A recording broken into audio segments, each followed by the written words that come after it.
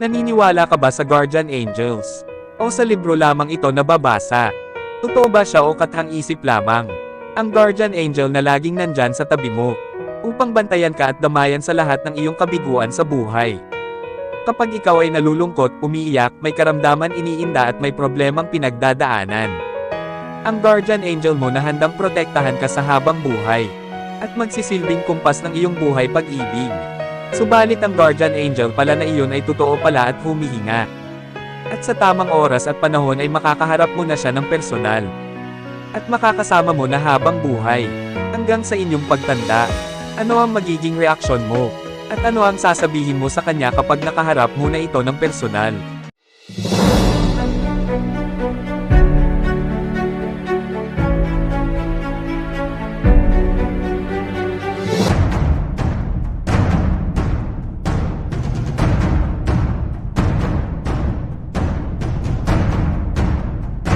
Kamusta kayo mga kasidik? Sana nasa mabuti kayong kalagayan at malayo sa karamdaman. Mahal ko po kayo. Ang kwentong inyong matutunghayan ay hango sa totoong buhay, tiyak na maaantig ang inyong damdamin at tutulo ang inyong luha sa mapapanood. Huwag na nating patagalin pa, umpisahan na natin, let's go. 5 taon pa lang si Robert noon. Nangangapit bahay na umano siya. Pinsan bumisita siya sa isang kapitbahay upang maglaro. Kaibigan umano ito ng kanyang magulang. Nakakita si Robert ng isang buntis. Namangha siya sa nakita, natulala siya. Walang ano-ano, hinaplos niya ang tiyan ng buntis at kinakausap ang bata sa loob nito. Sinabi umano ni Robert sa buntis na, pagsilang ng sanggol ay pakakasalan niya umano ito balang araw. Natawa na lang ang buntis sa sinabi ni Robert. At hindi seneryoso ito. Ipinangako ni Robert sa buntis na hindi niya umano papabayaan ang sanggol. At poprotektahan niya ito hanggang sa paglaki. Ilang taon na ang lumipas. Nagdiriwang umano ng kaarawan nitong si Mona sa edad na 3 taon. May nakilala siyang isang batang lalaki na lagi siyang binabantayan nito. Pinapakain at nililipang. Pinsan habang tumatakbo si Mona, nadapa ito. At agad-agad itong sinalo ni Robert upang hindi siya masaktan at magkaroon ng galos. Ganoon kamahal ni Robert si Mona noon. Masayang masaya si Robert kapag lagi niya nasisilayan ang mahal niya. Sa hindi inaasahang pangyayari, lumipat ng tirahan ang pamilya ni Robert. Tumira sila sa bansang Canada, upang ipagpatuloy umano ang pag-aaral ni Robert. Sanay si Mona na lagi nasa tabi niya ang kalaro niyang si Robert noon. Kuya ang tawag niya kay Robert dati. Isang araw nalungkot si Mona. Nagkulong si Mona sa kwarto, hawak-hawak ang manikang regalo ni Robert noong birthday niya. Iyak ng iyak dahil nabalitaan niya umano na wala na si Robert at ng ibang bayan na umano ito sa Canada. Kawawang Mona, iniwan na siya ng kanyang kalaro. Taon ang lumipas, dalaga na si Mona. Nag-aral umano siya sa isang kilalang universidad sa Maynila. Habang tumatakbo si Mona, natalisod ito at muntik nang mabagok ang ulo. Buti na lang may to the rescue na lalaki. Mabilis na tumakbo at sinalo niya si Mona. Nagpasalamat si Mona sa lalaki at umalis. Hindi lamang tinanong ang pangalan nito. Sa kadahilanan na mahuhuli na siya sa klase.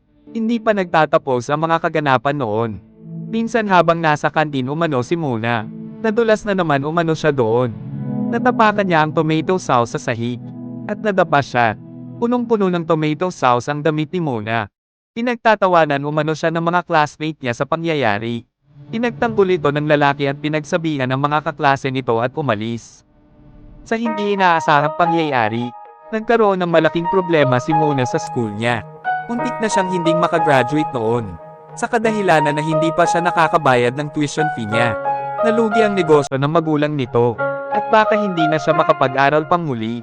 Kinausap ng lalaki ang dean nila sa universidad upang bigyan ng full scholarship si Mona. Kinaumagahan, may natanggap umano si Mona na isang sulat. Sulat umano ito ng scholarship niya sa universidad. Naluha si Mona sa nabasa dahil may kalakip umano itong sulat ng pagmamahal. Takang-taka si Mona sa sulat na iyon. At pilit na inisip kung sino ang lalaking gumawa ng sulat. Huling araw na ni Mona sa universidad at graduation na nila kinabukasan. Masayang masaya si Mona sa darating na graduation na iyon. Hindi makatulog at nag-iisip pa rin kung sino ang lalaking nagpapatibok ng kanyang puso noon pa. Kinabukasan, araw na ng graduation ni Mona.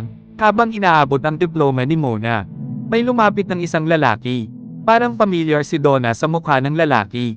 Kinakabahan si Mona at nag-iisip kung sino iyon. Ang lalaki ang nagsilbing proxy ng kanyang mga magulang upang mag-abot ng diploma kay Mona. Walang ano-ano may dinukot umano ng isang maliit na box ang lalaki. Laman nito ay isang mamahaling wedding ring. Takang-taka si Mona sa pangyayari at nahihiya sa mga kaklase nito. Ipinagtapat umano ng lalaki ang tunay niyang pangalan at kung sino siya. Ang lalaki pala na iyon ay ang childhood mate niya na si Robert. Naluha si Mona sa nalaman. At nagsabing bakit mo ako iniwan noon, mga bata pa tayo, kinahanap kita noon at naghintay ng matagal. Niyakap ni Mona si Robert at nagpasalamat sa lahat ng ginawang kabutihan ni Robert sa kanya. Naghalikan silang dalawa. Nagpalakpakan ang mga kaklase ni Mona pati ang mga professor sa naganap na eksena. Naluluha din sila at kinikilig sa nakita. Dahil umano si Robert pala ang anak ng may-ari ng universidad na pinapasukan ni Mona.